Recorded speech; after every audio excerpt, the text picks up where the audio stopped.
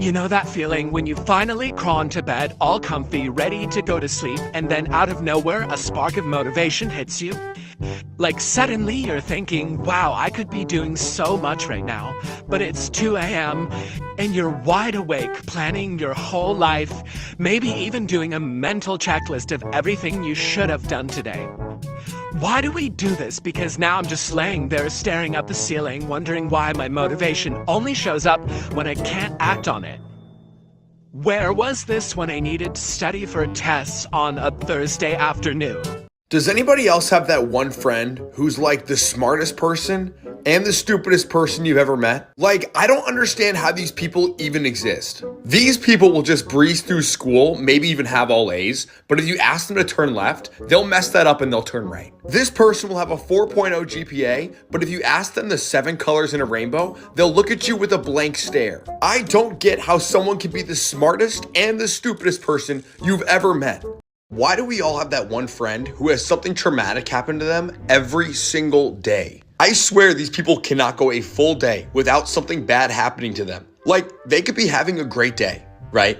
And then out of absolutely nowhere, they get struck by lightning. And within seconds of being struck by lightning, they will call you to trauma dump their entire story onto you. Does anyone else wake up angry? Like, do you get angry if someone tries to talk to you when you wake up? Because I would say I need at least a good 20 to 30 minutes before anyone even comes near me in the morning, let alone talk to me, just to de-thaw and accept my crazy reality that I call life. Like, even if someone's being nice to me in the morning, this is how I react. Good morning, sweetie. I made you breakfast downstairs. Shut up!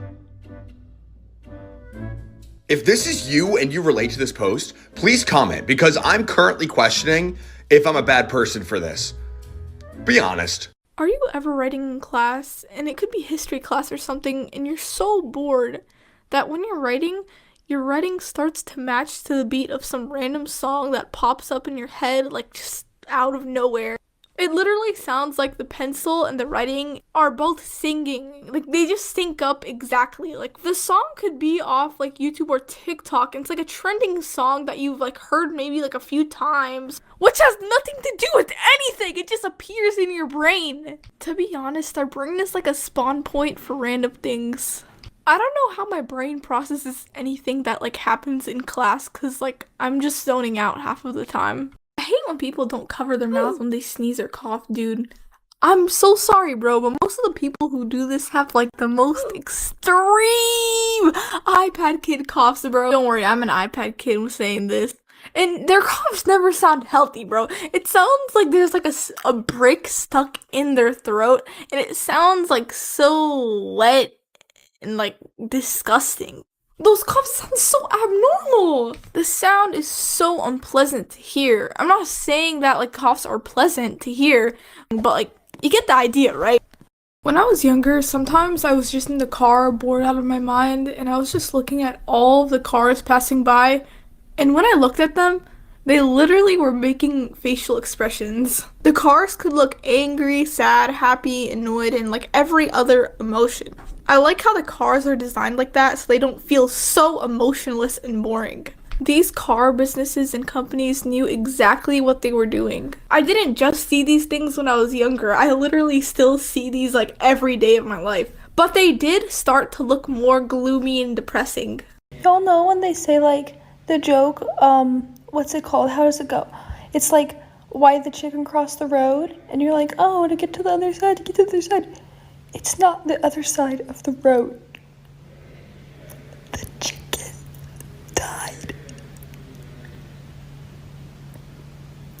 The other side is the other side, like, I don't get embarrassed often, but when I do, it's pretty embarrassing. You know when you think someone's waving at you and you wave back and it turns out they were waving to someone beside you or behind you?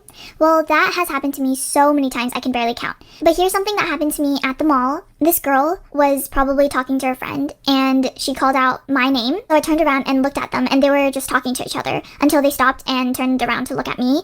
And they had the weirdest expression on their faces and I realized they weren't talking to me. Yeah, don't make the same mistake as I did.